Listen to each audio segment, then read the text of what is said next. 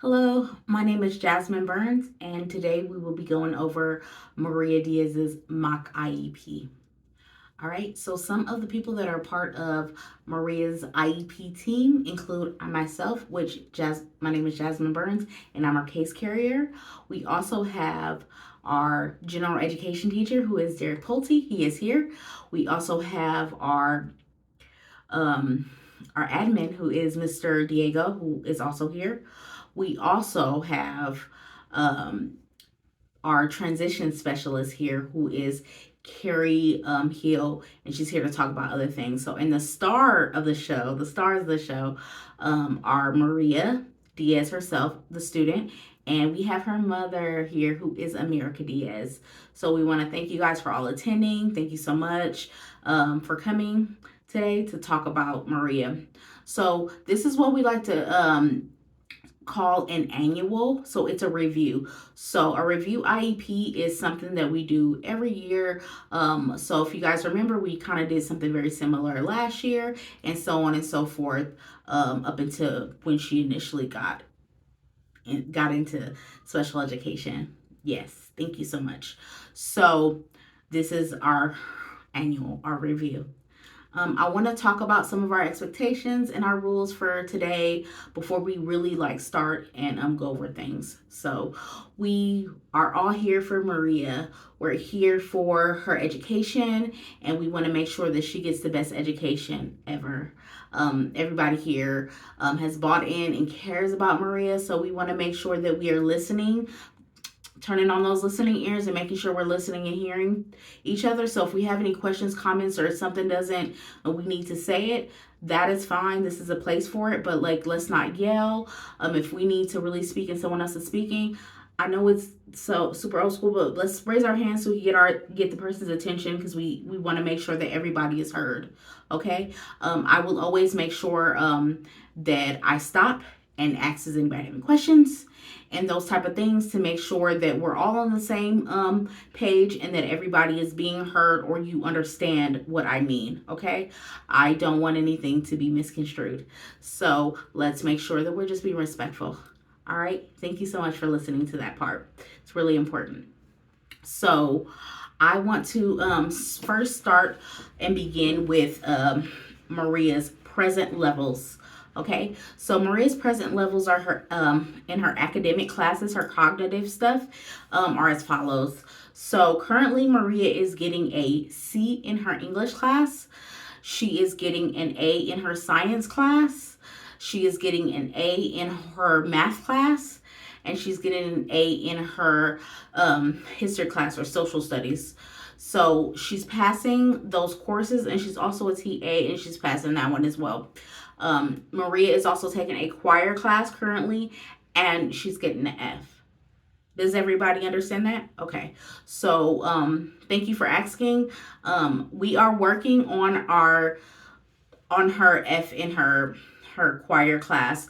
Currently, we've spoken to that teacher, and Maria is turning in extra coursework. It seems that when I spoke to Maria about it, she said she really wasn't in her words, feeling the class, so she wasn't doing the work. But now she understands how important it is, and she is doing her extra credit, and she's working with myself and some paras in our course so that she can bring that grade up. Okay, can we move on from there? Thank you so much. So those are her grades, and we're currently working on them. All right, so we're gonna move on in her present levels area, and we're gonna talk about her physical / growth and fine motor skills.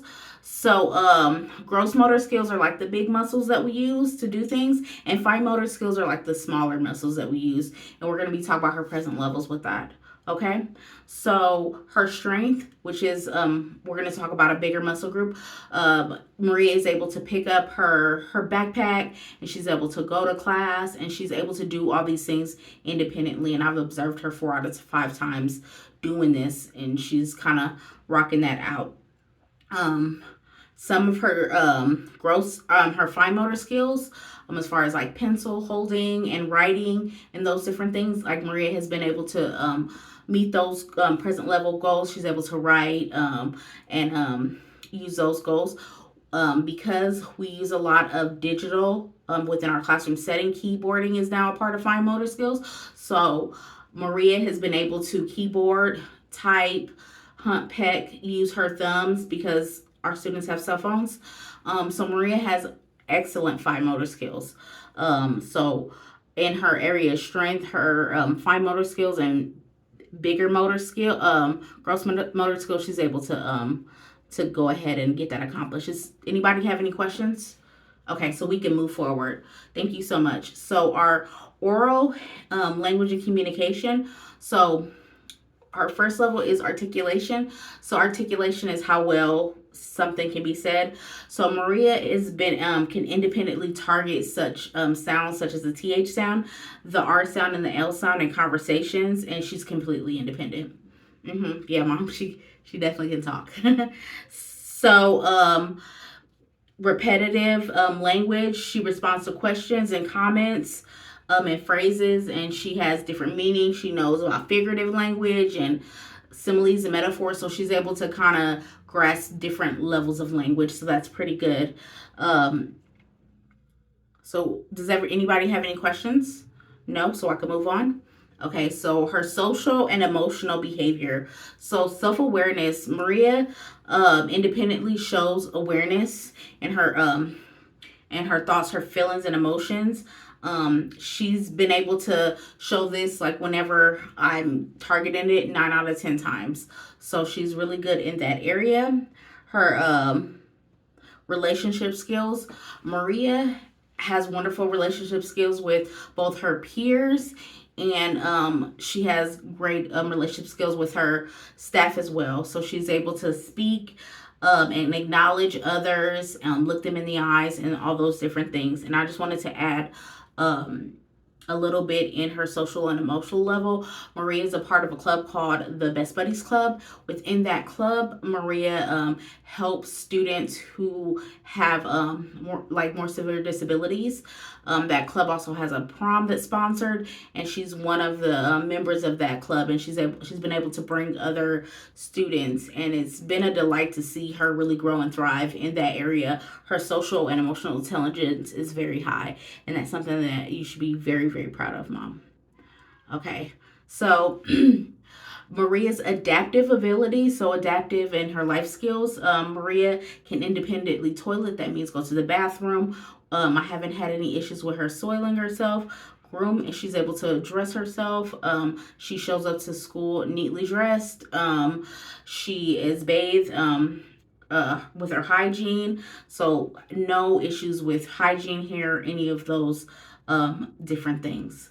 So those are some of Maria's present levels.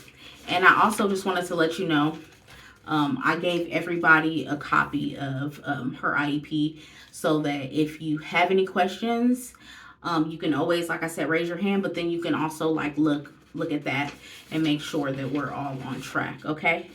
Yes. So I want to talk about some of her goals.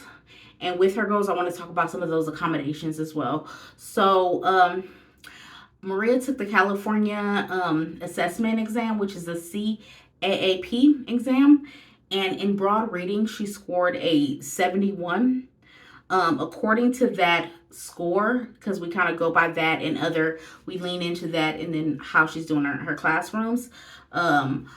Maria's goal is to determine, as far as reading, one central idea in text, analyze it and develop it, and interact with 3 specific details. And that is, and we want her to have 80% accuracy as far as that is concerned. So with some of her, as far as her reading goes, to help her with that goal, some of her accommodations are, she has, if it's a test, she has more time during the test. She can use her notes.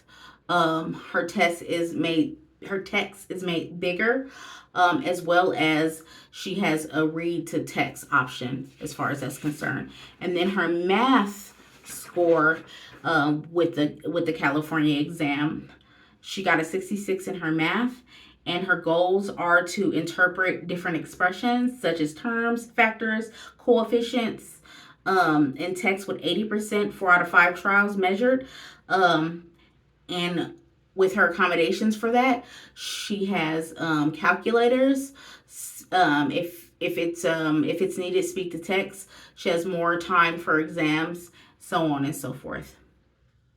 So, lastly, her science goal. Her science test scores were a 68, and she has her goals as far as her accommodations are bigger text, and if needed within her science class, she can also use a calculator as well. So those are some of her goals, and those are some of her accommodations that go with it.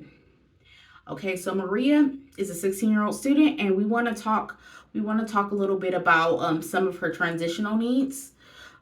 So we have Miss Carrie who's written up some transitional needs. So I'm going to talk to you guys about some of those transitional needs.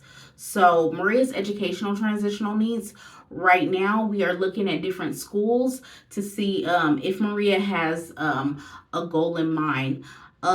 Maria does want to sing, so she is going to be taking theater and those type of arts classes.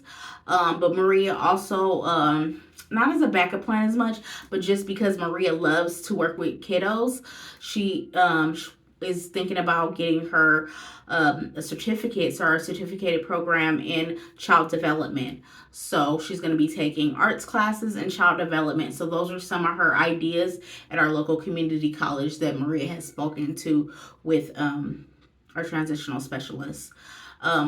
Maria does qualify for workability, and workability is basically our student-led like workforce. So students are given about 60 hours for the semester, and they're able to work at a place. So Maria will next year be working at the place of her choosing, and her carrier currently going over that. So that she can, maybe she does want to go, if she changes her mind and wants to go into more of a ready to work like program. So those are some of her transitional needs: education, and as far as her work needs. So she's gonna receive workability, and that's really exciting. That's something we've talked about. So Maria can learn such life skills as far as budgeting and time management. So those are some of the things that we're going to be working on for Maria's transition from high school. Her education and her work goals and her life skill goals. And she's working on a lot of those things with Miss Carrie Hill. So does anybody have any questions? Okay, so Workability is just a program that we have here. It's federally funded, and a lot of students within their senior year, so it'll be next year that she'll be able to take advantage of that. Some of the places that students have been able to work are retail, so there's a good chance that she will be working a retail small job. And it'd be after school. It has nothing to do with her schooling, and they will help and assist her in how to do all the different things, write a resume. So those are some of the goals that we're going to be doing. That's it. So I just want to thank you for taking the time to come to Maria's annual IEP. She's a phenomenal student.